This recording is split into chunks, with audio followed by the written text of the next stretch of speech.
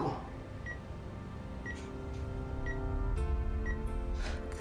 Namatay na lang ako. Dad, don't say that. Hindi ko po kakayanin kung mawawala ko yung sakit, Dad. Hindi ko po kakayanin. Magiging pabigat pa ako sa inyo. Dad, huwag niyo pong isipin yun. You'll never be a burden to me. Tsaka I don't really mind taking care of you, Dad. Remember po, ever since I was a baby, you took good care of me. May plano po ba kayong sabihin sa original family niyo about your situation? Wala na silang pakialam sa akin. That's not true. Pero I'm sure Miss Felma cares about you po. Hi po, Tatay! Kamusta po kayo?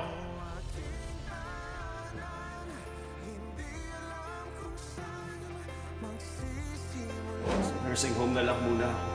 Dad, ayoko po. Ayoko po. Hindi ko mapapagod. Gagawin ko po ang lahat para mauwi kayo sa Pilipinas. Dad, di ba po I made a promise last time? You're finally going home. Let's go na po.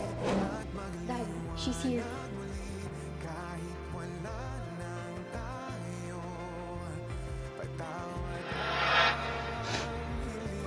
Anak, ko matatag ka. Ha? Tsaka alam ko malalagpasan mo to. Iba ka gaya lang nung dati. Anak, lumaban ka ha. Kung susuko. Kasi anak, di pa nga ako nakakabawi sa'yo.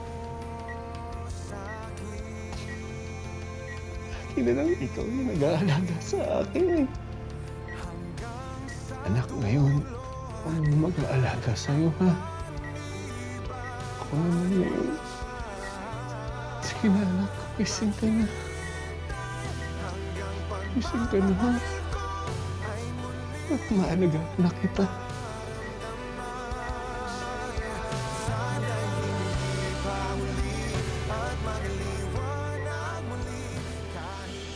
Dapat din yung iniwan si tatay doon kay Hazel. Para saan pang iuwi natin siya? Tapos ibabalik nyo rin? Anak, sa tingin mo ba talaga? Itatakas niya yung tatay mo? Iiwan niya si Jessica? May malay ko. Hindi ko alam kung paano mag-isip yung demonyo. Demonyo yun eh. Naintindihan ko naman yung takot mo. Pero anak, hindi iiwan ni Hazel si Jessica. Nanay yun. Nay, demonyo nga eh. Sarili nga niyang anak, sinasaktan niya eh. Tama si kuya na eh. Kaya hindi malabo yung Hazel na yun. Iwan niya yung kapatid namin para kay tatay. Desperada yun eh. Huwag nga kayo mag-isip ng ganyan.